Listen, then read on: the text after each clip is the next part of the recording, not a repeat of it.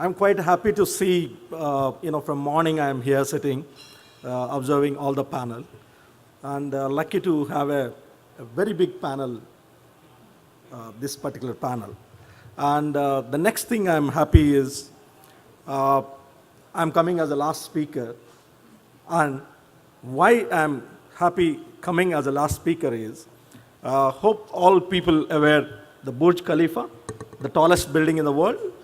So that is a 188 floor, I think. Nishal, I was just asking how many floors.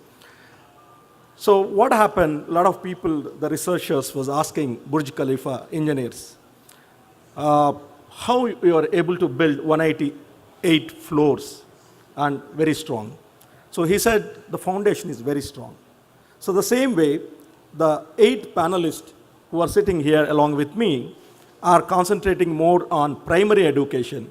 If that makes us strong, then higher education definitely becomes most easy. And to coming to my topic, today, the Indian higher education consists of 42,000 colleges, 780 universities, closely 3 crore students. So what is required today? To build one more Oxford, definitely it will take minimum 200 years. To build one more Harvard, definitely it will take one more 150 to 200 years. I think a couple of people who build a great institutions definitely support this. It is not easy to build a greater institutions at today's competitive market. So as an entrepreneur, how you can reach the large audience today?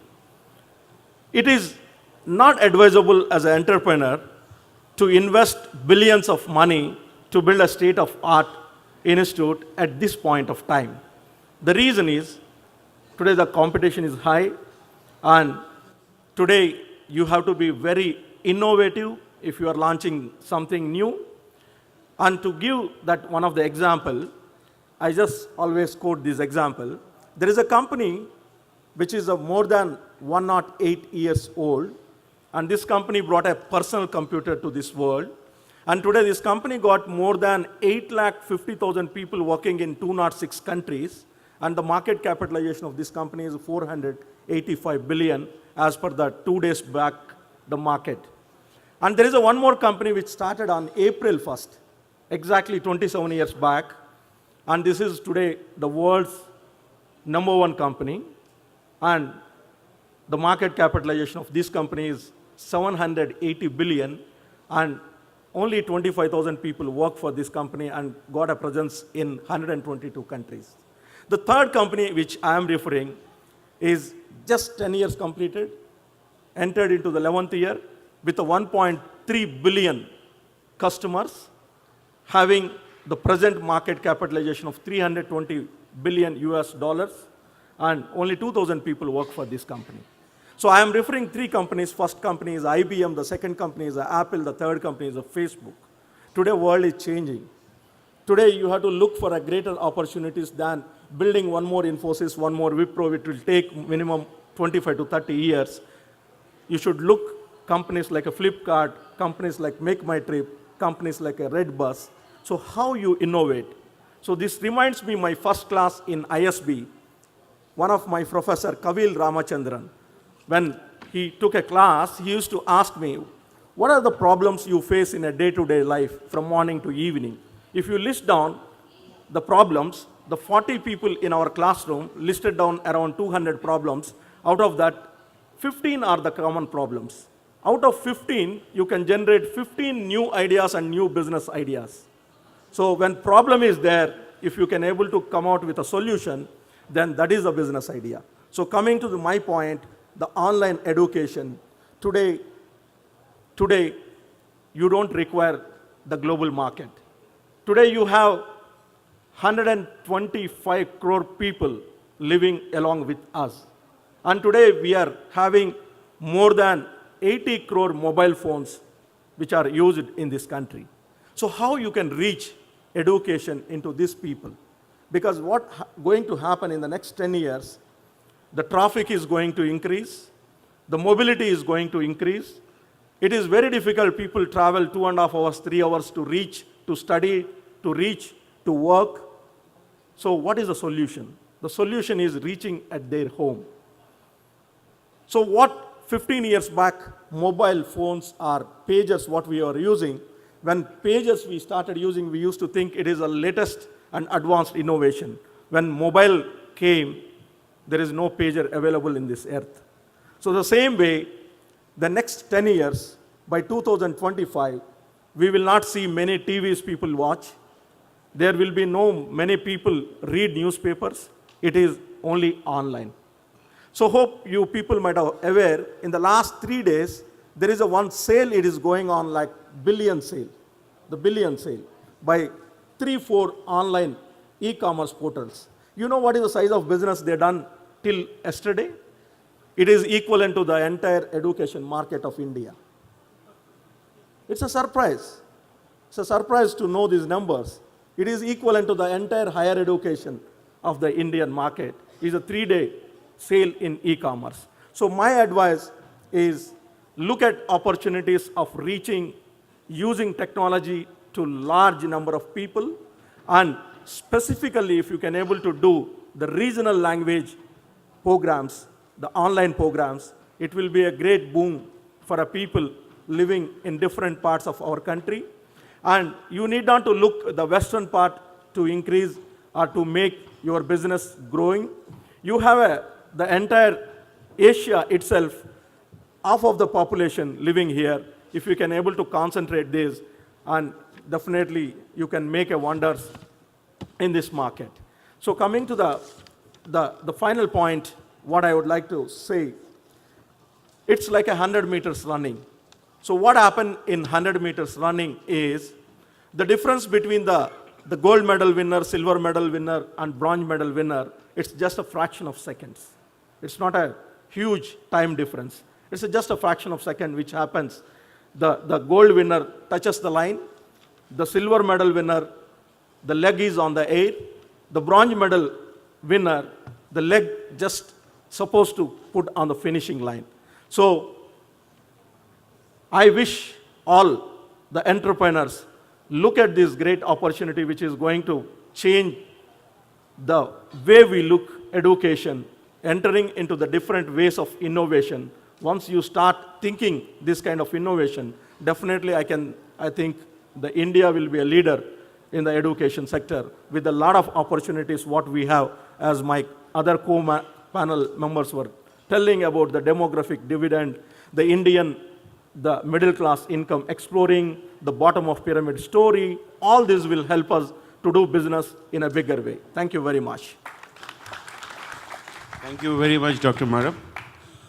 We have our last panelist, Anne would be talking about fitness, enterprise in educational space.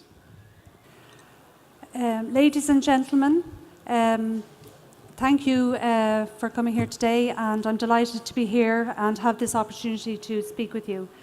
My name is Anne-Marie Byrne. I'm from Ireland, a little tiny country beside the UK. We share the same coloured flag as India, and I would like to talk to you today about GYMCA. GYMCA is basically a family fitness club, and we are educators in fitness. We're talking about education today and franchising, and as well as educating children in cognitive skills and languages and maths and biology, it's very important to educate our youth, if you like, and India in fitness. So basically, GYMCA is a very new concept. It's basically a holistic approach to exercise for the whole family. So what it is a fitness club that basically has programs specifically designed for specific age groups, from babies, for children, for teenagers, and for adults. So I'm going to just, can you put up the slide? I have a slide that hopefully we're trying to organize. And I can show you pictures of the club. It'll come up in a minute. So basically, we're educators in fitness. So we have a club that has two different specific gyms in it. We have the green room, which is the exercise room for the adults. It's like a functional fitness room. And we have a blue room, which is the fitness room for the kids.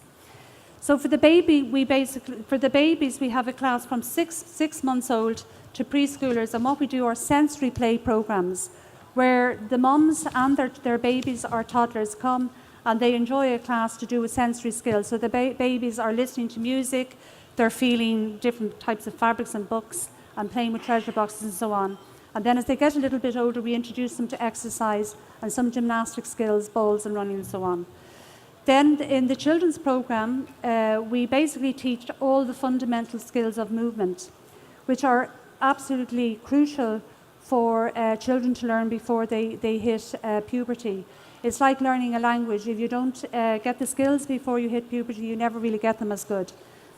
It's very important for children to be inspired to move, I suppose, and have these skills so that they enjoy being active in later years for their health.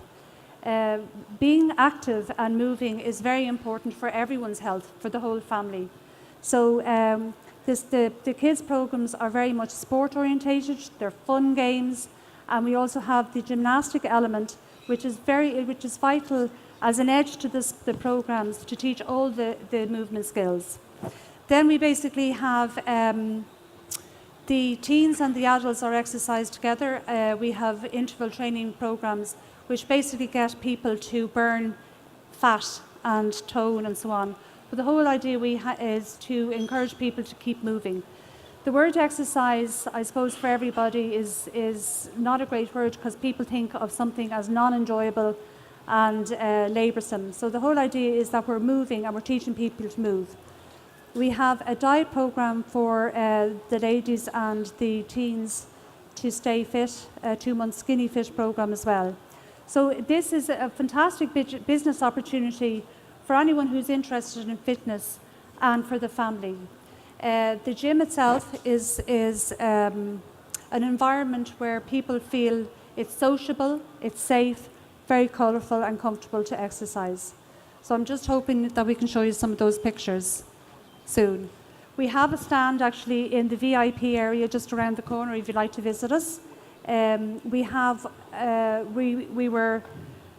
The company was formed in 2003, so these programs have been developed over 12 years. We're an award-winning business, an IFA award-winning business. So it's a fantastic opportunity for anybody that's interested in fitness or education or children to come and meet us in the stand. Thank you so much. Thank you, Anne. I think we regret that they couldn't put the slides. I would request that if you are keen, you can visit our stall there.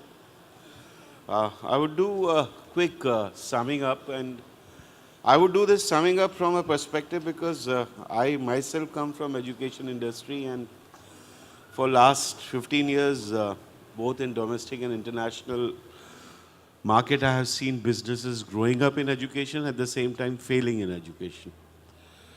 So one thing, if you are keen as education entrepreneurs, first thing is, in my opinion, never consider ROI as the main theme to your business. Don't talk about market caps as far as education businesses go. Worldwide, businesses have failed in education, and I would say businesses have failed, not educational institutions. Just for the reason that people who brought money in the education space and tried to run it like any other sector without considering the social application of the same have made it happen. And in our country where resources are so, I would say, scarce, you would have seen the companies which came with a big bang in last 7 to 8 years have failed miserably, and a lot of money has gone down the drain. But today, the panel which we have and the kind of businesses we are talking about are the businesses which are, I would say, have a social understanding. So if you look at Shishirji bringing Jaipurias has that history, that legacy, and you are going to build those pillars on the strength of a value system. If you look at educational resources, yes, educational resources are the new thing in the horizon because the children learn differently now. The new generation learns differently. Pre-K again is a sector where the children have to be taken to an environment which is safe, which is secure at the same time, also takes care of what is happening around us.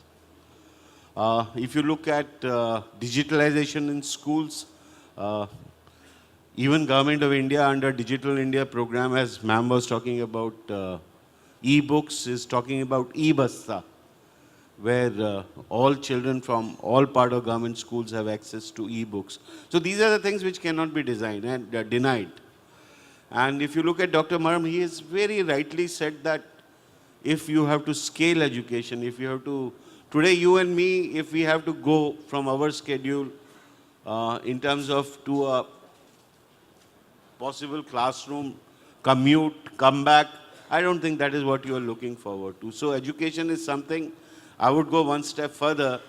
It's not going to be even a smartphone, it is going to be on your wrist, because the next war in terms of technology is going to be on your wrist, which is your watch. Everything is going to be there. So with this kind of a background, I think there is a great opportunity in diverse fields, in educational institutions, supplies, resources, technology. And I hope that you have a good network with all the edupreneurs in today and tomorrow.